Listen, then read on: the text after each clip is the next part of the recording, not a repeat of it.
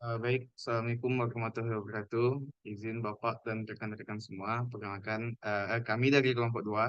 Di sini kami akan membahas tentang identifikasi regulasi tentang persetujuan teknis pemenuhan baku mutu emisi.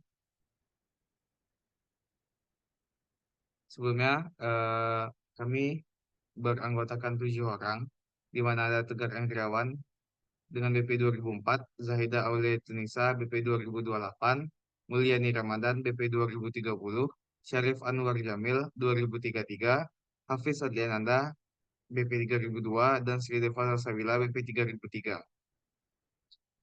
Regulasi terkait persetujuan teknis pemenuhan baku mutu, kami memilih Peraturan Menteri Lingkungan Hidup dan Kehutanan Republik Indonesia Nomor 5 Tahun 2021 tentang tata cara penerbitan persetujuan teknis dan surat kelayakan operasional bidang pengendalian pencemaran lingkungan, di mana persetujuan teknis ini merupakan persetujuan dari dari pemerintah pusat atau pemerintah daerah berupa ketentuan mengenai standar perlindungan dan pengelolaan lingkungan hidup dan analisis mengenai dampak lalu lintas usaha dan kegiatan sesuai peraturan perundang-undangannya. Dan persetujuan teknis, dalam pemenuhan persetujuan teknis itu suatu usaha atau kegiatan harus memenuhi dua hal. Yang pertama itu penapisan secara mandiri atau berdasarkan pada lokasi kegiatan, dampak emisi tinggi dan emisi rendah. Dan yang kedua itu permohonan persetujuan teknis berupa kajian teknis dan standar teknis pemenuhan baku mutu emisi. Selanjutnya akan dijelaskan oleh Mulyani.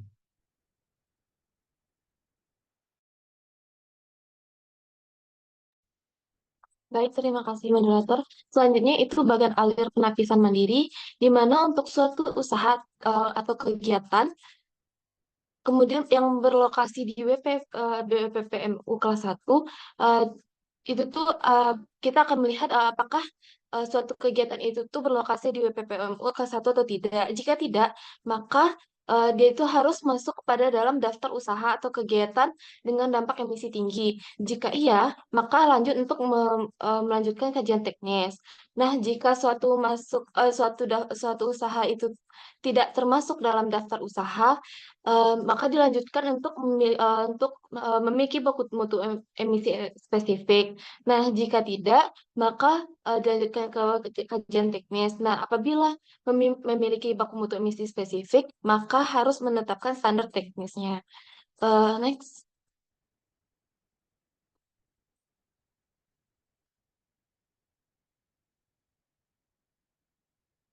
Selanjutnya itu dokumen pemenuhan standar teknis pemenuhan baku mutu emisi, di mana untuk dokumen ini disusun berdasarkan kegiatan pembuangan emisi yang memuat yang pertama itu deskripsi kegiatan, rujukan baku mutu emisi, desain sarana dan prasarana sistem pengendalian emisi, rencana pemantauan lingkungan, dan internalisasi biaya. Next. Eh, Adapun yang pertama itu deskripsi kegiatan yang berisi jenis kegiatan, penggunaan bahan baku, bahan penolong, penggunaan bahan bakar, proses kegiatan, dan neraca massa. Yang kedua itu rujukan baku mutu emisi yang berisikan acuan baku mutu emisi berdasarkan peraturan menteri dan acuan baku mutu berdasarkan standar teknis. Dan selanjutnya itu yang ketiga ada desain sarana dan prasarana sistem pengendalian emisi, yaitu terdiri dari teknologi pengendalian emisi dan operasional pengendalian emisi. Next. Dan yang keempat yaitu rencana pemantauan, di mana berisi jenis pemantauan atau yang berupa manual dan otomatis, frekuensi pemantauan, serta penggunaan laboratorium pengujian yang terregistrasi dan terakreditasi. Selanjutnya itu internalisasi biaya lingkungan, yaitu berisi biaya pencegahan pencemaran udara, biaya pengembangan teknologi rendah emisi, biaya penggunaan bahan bakar bersih, biaya pengembangan SDM, serta biaya pemantauan emisi dan udara ambien. Adapun untuk upaya yang harus dilakukan sebuah industri dalam pengendalian emisi polutan udara, di mana itu untuk sistem manajemen lingkungan dilakukan melalui tahapan yang satu perencanaan, pelaksanaan, pemeriksaan, dan tindakan. Untuk selanjutnya akan dijelaskan oleh rekan saya.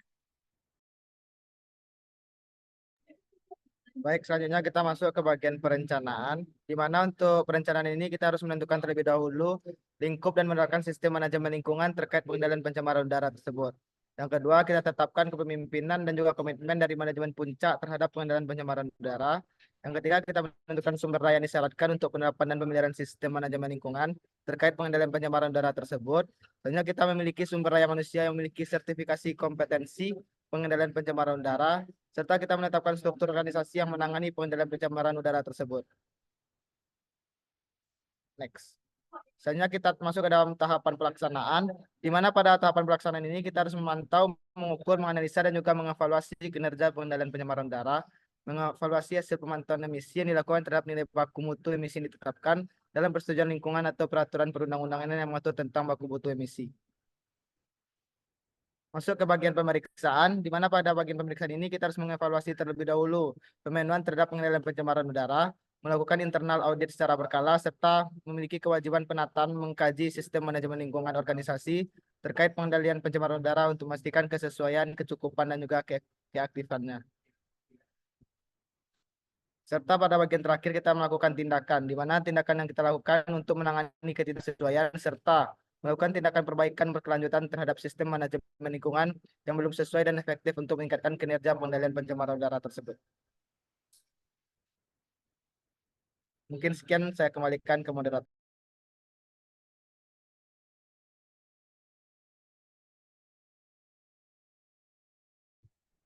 Baik, sekian dari kelompok 2.